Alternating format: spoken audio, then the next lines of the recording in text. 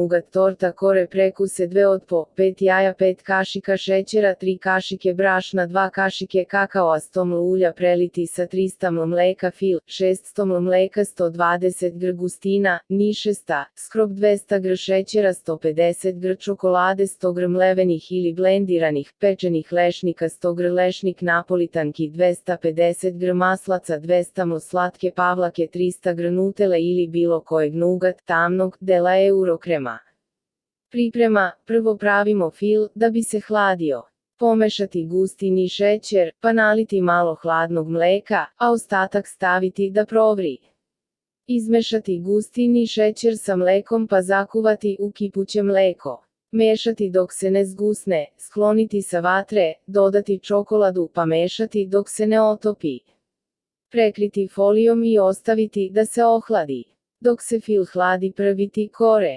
Uključiti rernu da se zagreva na 180 stepeni. Ulupati penasto belanca, postepeno dodavati šećer i mutiti da se dobije čvrsta pena. Dodati zatim postepeno žumanca i ulje u mlazu. Na kraju dodati prosejano brašno i kakao, pa sve sjediniti spatulom.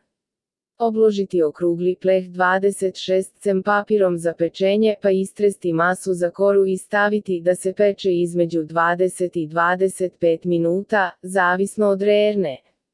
Postupak ponoviti još jednom. Ohladiti kore i vodoravno ih preseći da se dobiju četvrti. Ulupati maslac, ulupati slatku pavlaku, mikserom razbiti ohladjen fil.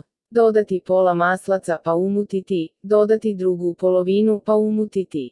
Masi dodajemo slatku pavlaku i mutimo, a zatim i Eurokrem. Na kraju dodajemo lešnik i samlevene napolitanke.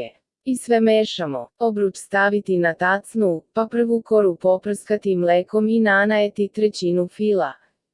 Tako raditi do kraja. Dekoracija po želji i hlađenje. Prijatno, za najnovije recepte kliknite subscribe, like i zvons, svaki dan najnoviji recepti, zato nas zapratite.